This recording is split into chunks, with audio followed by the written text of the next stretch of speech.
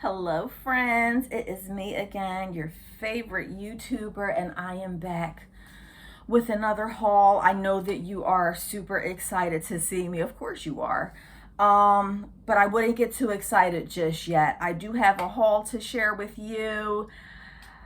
Today was eventful, to say the least, and I'll get into that at the end of this video. If you want to see how my sales are going on eBay and Poshmark, then you'll want to stick around till the end. I'm going to tell you how today's yard sales went.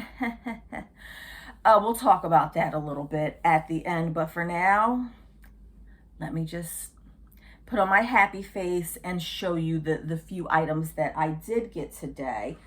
And maybe, hopefully, you will see some things that will help you in the future. This one is going to be a quick one, but again, you may want to stay till the end because we need to talk about a few things that pertains to reselling and business and things of that nature. So this particular sale that I went to was one that was not even on my list because I go at nighttime the night before. Today's Saturday, and I kind of write down all the places that I'm going. Well, today I was in a rush. First, I left my money and I had to turn back around to come get it. Thankfully, I wasn't too far from home. Ran inside the house, grabbed my money, started driving to the next sale only to find out that I left my yard sale list at home. So today, as you can see, started off on not the best foot. Maybe that was an indicator of what was to come, but we'll talk about it at the end. So I did pick up a few things. So I left my list at home. So I'm kind of like fumbling with like Craigslist. I'm trying to remember where I was going. I'm looking up yard sales as I'm not as I'm driving, but at like red lights, pulling over at yard sales and trying to find out which yard sale I'm going to next. Just messy, y'all. Messy, messy, messy. And this particular yard sale happened to be one that wasn't even on my list. I just happened to ride past it and I found it, and thank God I did. And you'll understand why I'm saying thank God I did at the end of the video, because I did find some decent looking stuff. Zara, not 100% familiar with them, size large, just a basic blouse. My cost of goods on all these items, I didn't like really average everything out. She has like a little ruffle right here and a ruffle at the bottom. Cute print, size large, Zara. She's okay, I guess. I haven't really sold too much Zara lately. She's hit or miss. It's certain items. But I've been doing this long enough to where I know that I can't really go wrong with this. My cost of goods was around $2 per item. So, I'm sure I can get like 15 bucks for this, but I'll have to look up the exact item. And this is just a blouse. She's cute. She's in excellent condition. Everything you're going to see here is in excellent condition. I don't really pick up things that have stains or holes in them because my profit margin isn't big enough. I get a lot of bread and butter items. So then when you add a stain in there on top of the bread and butter item that I'm selling for like $12 or $13, it just doesn't make sense. This was cute. Lucky brand. She's a denim boho style dress, and anything with embroidery I'm a sucker for. She's tiered. She's a maxi dress. Well, no, she's not denim. She's blue, and she definitely is embroidered. And now that I'm looking at this in my lighting, the white part looks a little bit dingy. Never sold anything less. I've sold dresses like this. I've never sold a Lucky brand maxi dress like this. I would just take a wild guess and say that this is going to go for maybe 17 to 20 bucks. I'll be pleasantly surprised if it ends up being more. Don't know much about this. Just took a chance on it because it was $1. It looks like it's a Y2K Tommy jeans, size 9. Denim skirt. Did not comp this out. I generally do not comp items when I'm out because I'm normally in a rush. I'm trying to get to the next sale. When something costs $1, I just kind of go with my gut instinct. I've been doing this for a long time, and I just, something like this, I can't really lose money on. Am I going to make a crap load of money? Probably not, but I don't think I can lose money on that. So I took a chance. It's 1, 2, 3. This one is TB.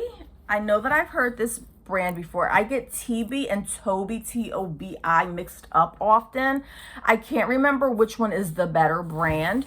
I don't know if any of them are great brands, to be honest. I know I have not sold this particular brand in quite some time, if ever. But this is a 100% silk dress, and it was $1. Again, even though I haven't sold this in a while, I do know enough about selling clothes to where I know that a 100% silk dress in this condition, it can go for probably, I want to just take a rough guess. It's a boho style, has a ruffle bottom, cute paisley print, size 8. 100% silk. I'm guessing that's going to go for like around 20 bucks.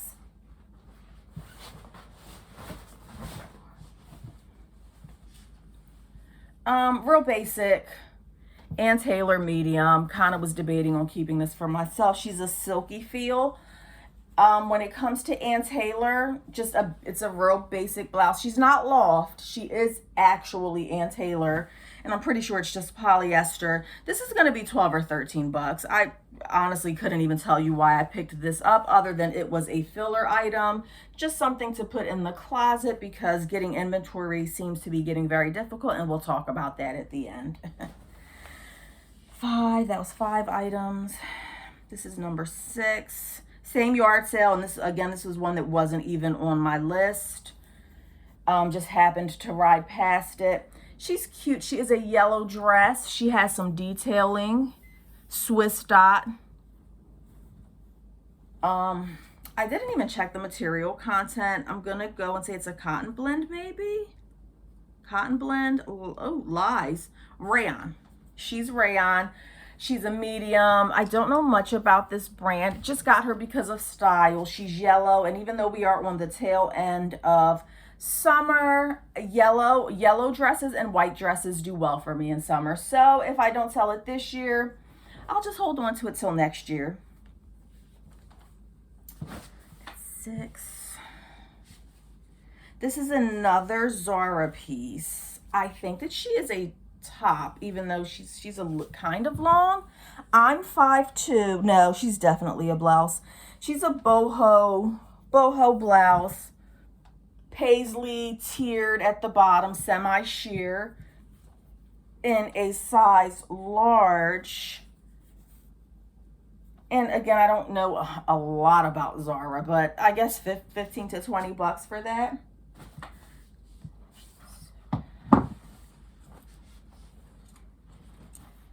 This one, I honestly barely even looked at it. When I saw the tag on there and it was $1, you know I grabbed it. This is Urban Outfitters. I don't think Urban Outfitters is a wonderful brand. She is a large though, so she does have that going for her. She's a slip dress. I'm guessing she's a dress. She does seem pretty short. It has a satin silky feel to her. I'll have to do some research. But I could definitely, I'm going to say at least 15 to 20 bucks for that. And I'll do more research. I don't think she does. She feels like satin, but she's probably polyester. I highly doubt that she is polyester.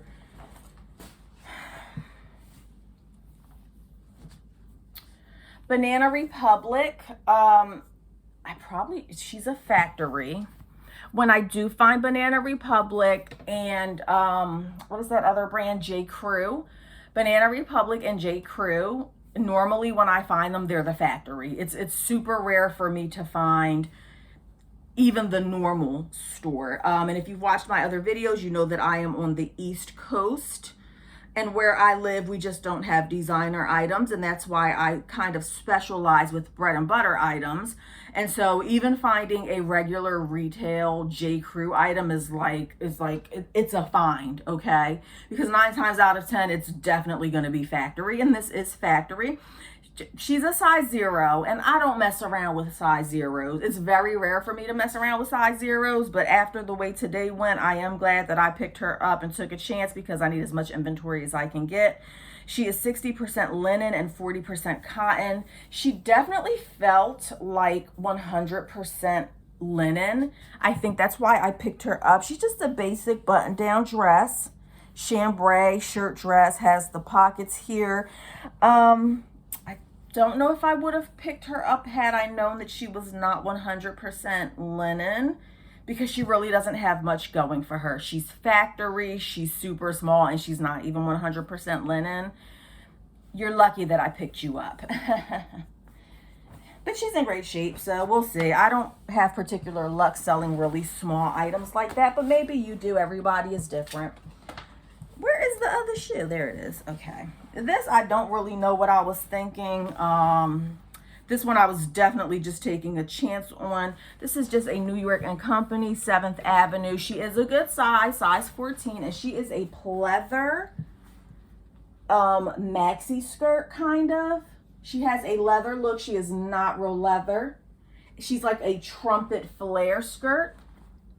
And I can definitely see somebody dressing her up for a night out. Somebody who has style, unlike me. Look at what I'm wearing. I just throw stuff on. Somebody with style can definitely dress her up. And finally, you know, this is one of those things that I only picked up because they had tags. And a lot of these items that you will see oftentimes, if you watch my videos, the only reason I'm getting them is because they have tags. 9 times out of 10, I would never buy these items if they didn't have tags. This is going to be a hard sale.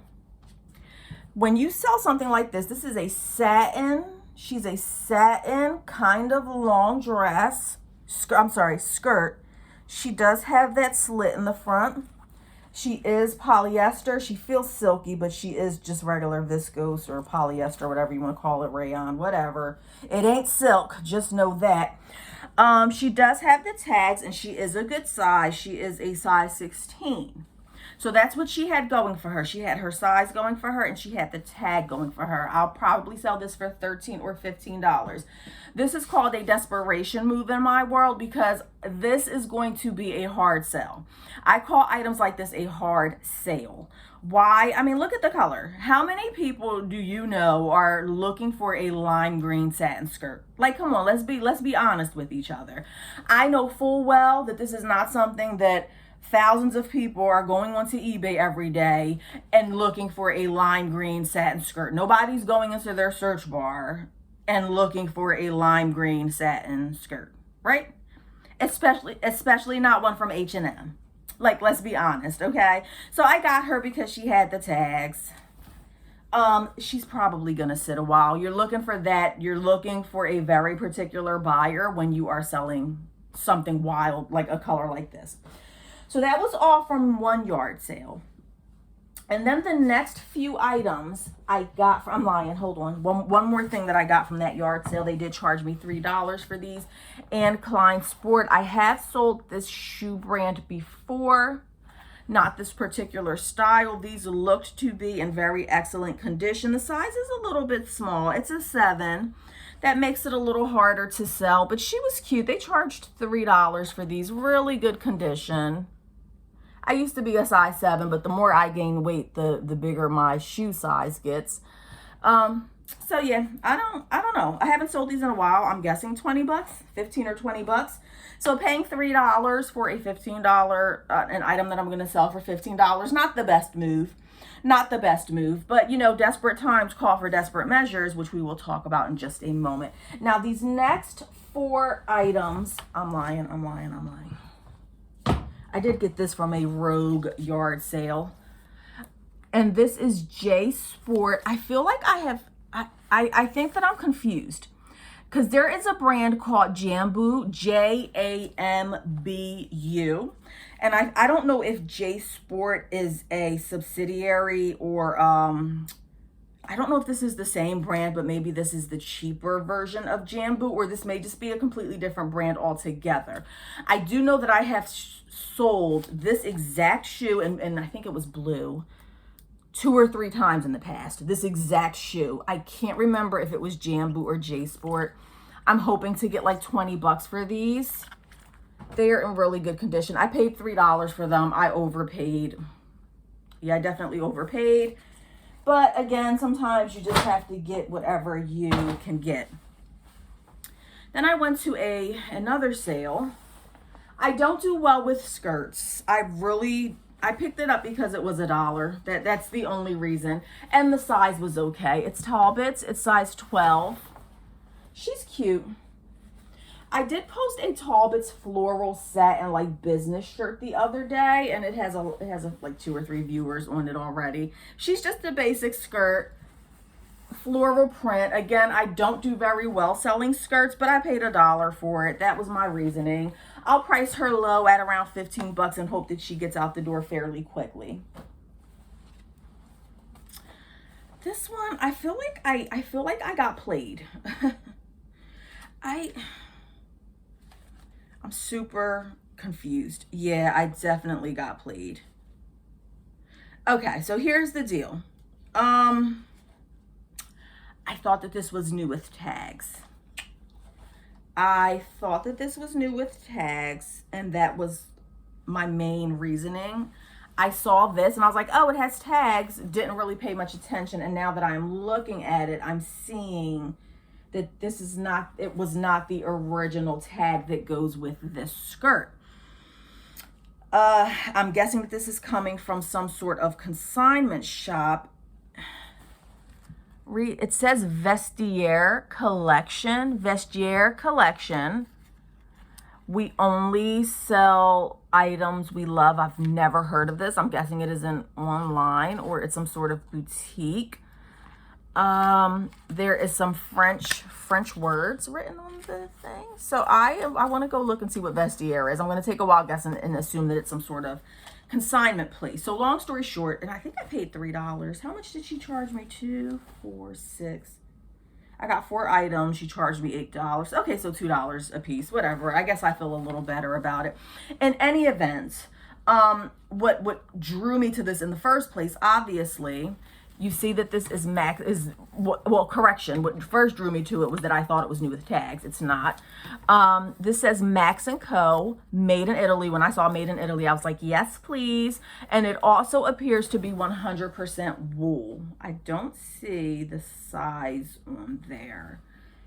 She looks small. She's about a 10, I guess. So she is 100% wool. I probably should have looked her over a little better. Again, I don't really sell skirts that often, but a wool skirt, I'll take a chance on. Then she has these cute pleats. She's a 10 or so, and she's made in Italy, so she does have a lot going for her. And we are right on the cusp of fall. By the time you see this video, we probably will be in September.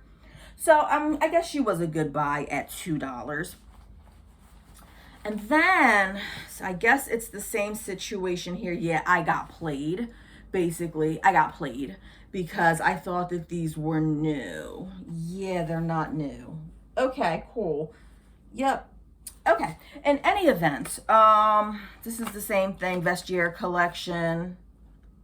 Vestiaire Collective. Must be a consignment. So I did get this. I saw Christian Lacroix or Lacroix, however you want to. Bizarre Christian Lacroix. Made in France, size 40, and I am no expert. Does this even have wool in it?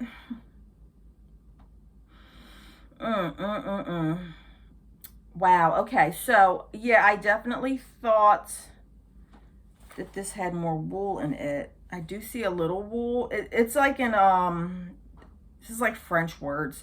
So it looks like this is a mixture of many different fabrics, this skirt. I definitely thought that there was a lot more wool on here than there actually is.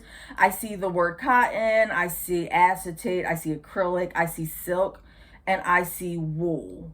And I don't know if the numbers are on top or below, but wool looks to be about 18% and silk looks to be about 31%. I've never sold Christian Lacroix in my life. Again, when I'm at yard sales, sometimes I don't really have time to look things up. And for paying $2 for this skirt, this is very boho, mixed media. She flares at the bottom.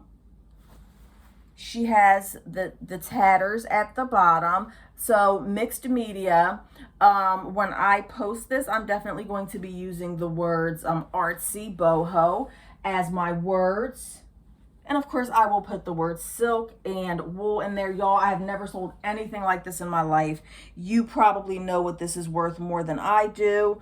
I wouldn't even be able to tell if this is a knockoff. The stitching looks pretty good. So I'm going to go ahead and assume that this is real. Does Christian LaCroix sell for a lot? We don't know, but we shall find out soon enough. And finally, this one was probably my favorite find, but I may just be excited for absolutely nothing because this may be yet another letdown. Diane von Furstenberg, I've heard of her. And these last 4 items I showed you, the Talbot skirt, the wool skirt, the Christian LaCroix, and this one, the Diane von Furstenberg, all came from the same place. This is 100% silk. Diane von Furstenberg. It does say 0 at the bottom there. She definitely is not giving me size 0. I'm like a size 10, and this girl could probably fit me. So I don't know if Diane von Furstenberg uses vanity sizing. It could be. If not, it says dry clean only. So I was really excited about this. Diane von Furstenberg, vintage, very rare to find Christian LaCroix. Actually, it's my first time finding vintage LaCroix. First time finding Diane von Furstenberg to mine. May have found her one other time before in my 18-year selling career. 15-year selling career. Nonetheless, I am excited about her. She does have a small spot at the shoulder there. Right there. No idea what it is. Not even going to try to attempt to get it off.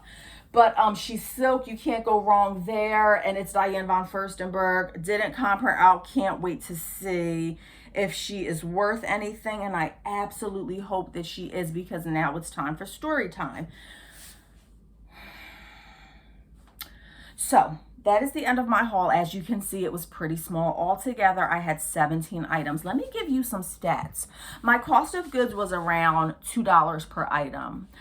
I left at 9 o'clock. I got home around 12 o'clock. Round trip. I spent 3 hours today going to yard sales. I ended up with 17 items in 3 hours going to yard sales. So it took me 3 hours to find this little bit of items. And it also cost me 46 miles. I drove 46 miles today, which may or may not be a lot. I never count my miles really until tax time. Like, I'll add it all up at tax time. But on a day-to-day, I don't normally see like how far I've driven to look for yard sales. I did today because I was kind of annoyed. And so it was 46 miles round trip in 3 hours of my life, and I did find 17 items. To put that in perspective, when I go to Goodwill Dollar Day, which is where I get the majority of my items, I'm normally in there for about 2 hours. Well, you know what? No, because I probably should count the time that I'm standing in line as well. So the full trip normally takes me about 2.5 hours when we include, excuse me, when we include me waiting in line. We're talking 2.5 hours, generally, sometimes more, sometimes less. On average, 2.5 hours at Goodwill Dollar Day. And my cost of goods there is obviously $1, and it's right up the street from my house. It takes me maybe 8 minutes to get there.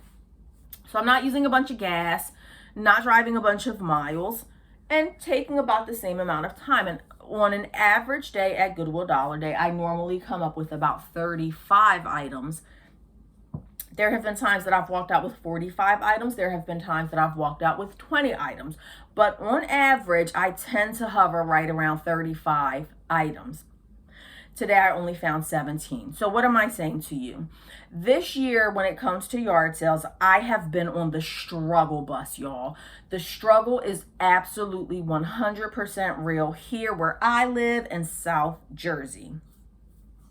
If you've watched my other videos, you know that I specialize mostly in bread and butter items. My average sale price for, I haven't calculated my average sale price, but I sell a lot of items in the $15 range, 15 to 20. As time has gone by and I have refined the way that I do things, I am noticing that my average sale price is starting to get a little higher. But I still do very often sell items for $12 or $13.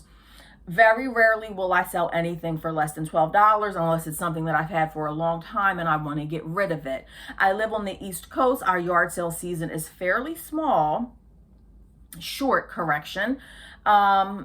And so I do have to rely heavily upon Goodwill, and I do have a few church thrift stores that I go to here and there.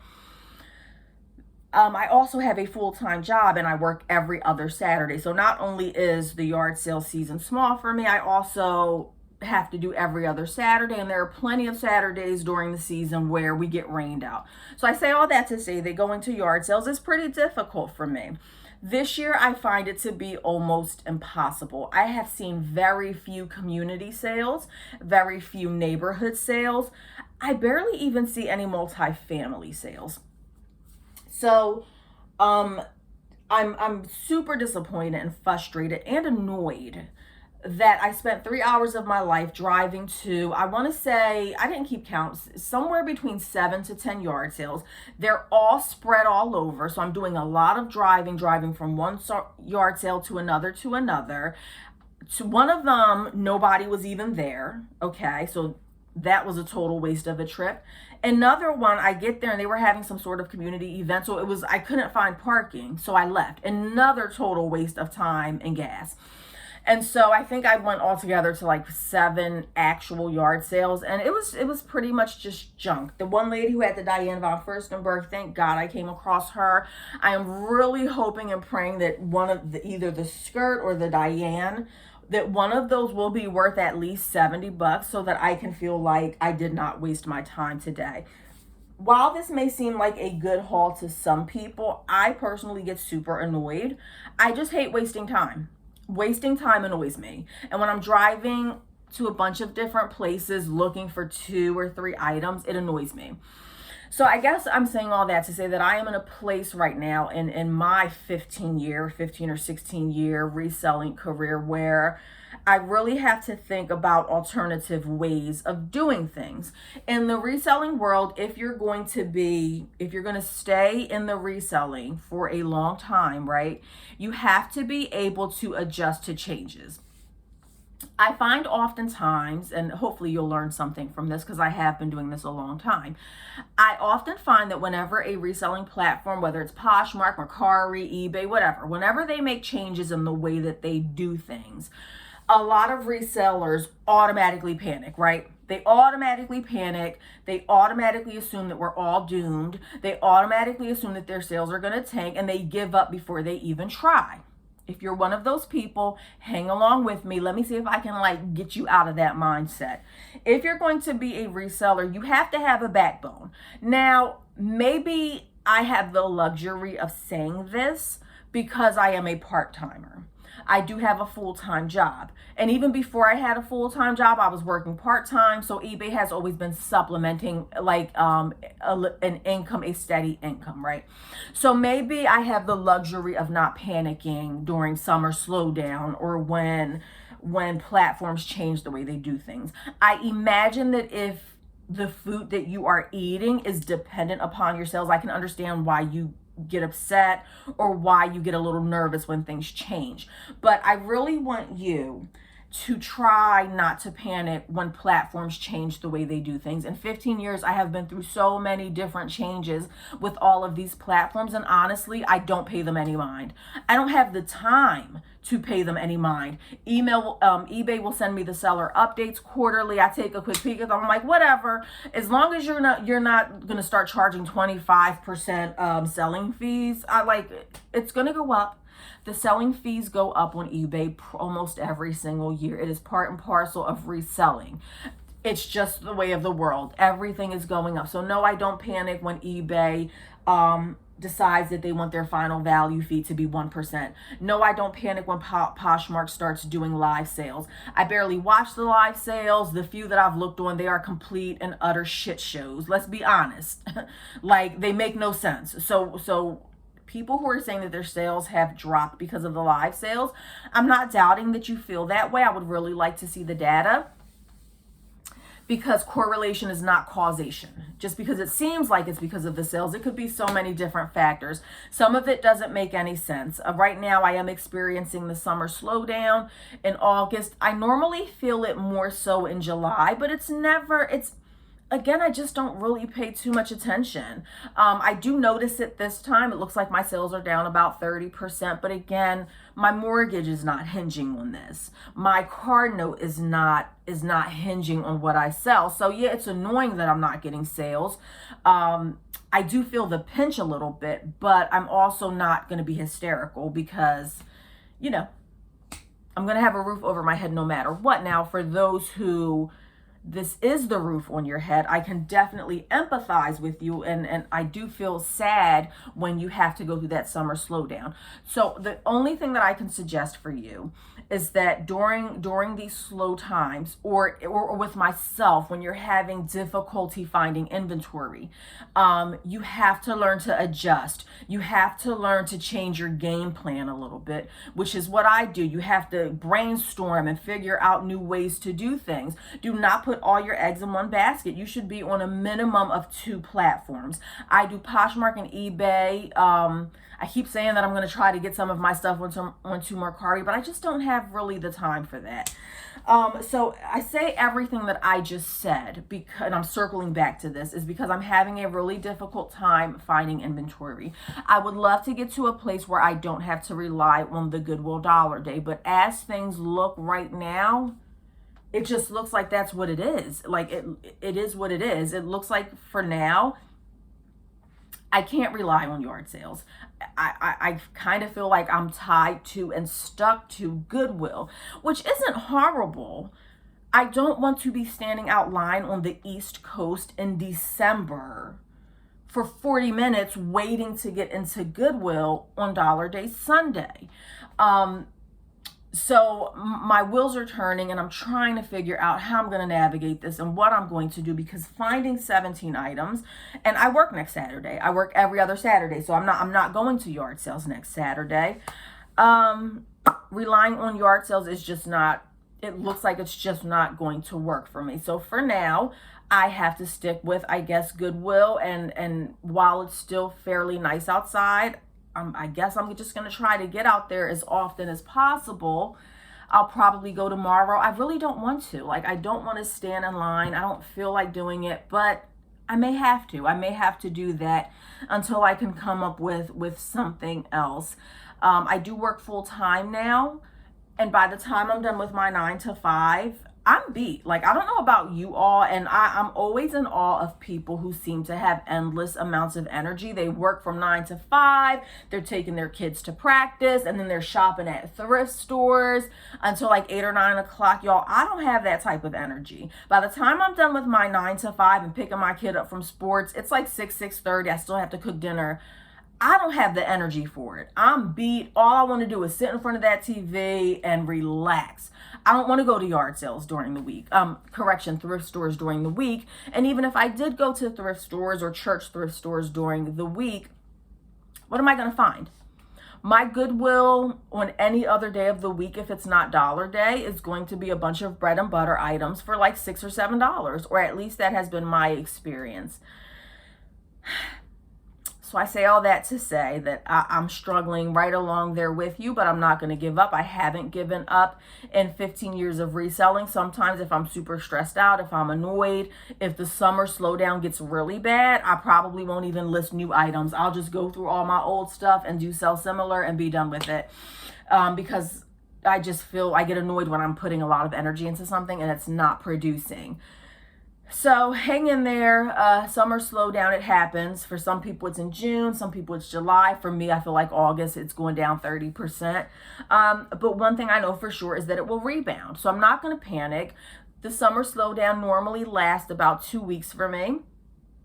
And when I say summer slowdown, I mean like a noticeable difference. Normally lasts about 2 weeks for me. So I have to ride it out. I'm going to ride it out. You have to ride the wave. And just know that your sales will pick up if you continue to stay consistent, okay? So, hopefully you all enjoyed my little itty bitty baby haul. Cross your fingers that this Diane von Furstenberg will be worth at least 50 or 70 bucks. Maybe not. Because then at least I will feel like my 3 hours and 46 miles was worth it. All right, y'all, happy thrifting, and I will see you again next time.